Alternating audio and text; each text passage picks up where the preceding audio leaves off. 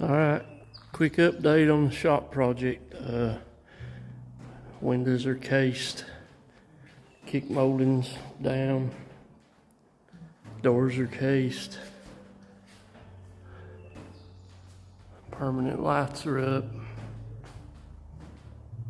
seams are sealed, all the receptacle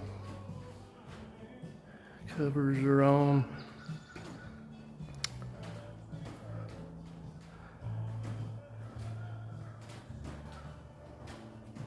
Just about time to move in here. Start setting up all my tools, and still have workbenches to build and a loft to build, but I'm gonna start using it. Thank you for watching, paying attention.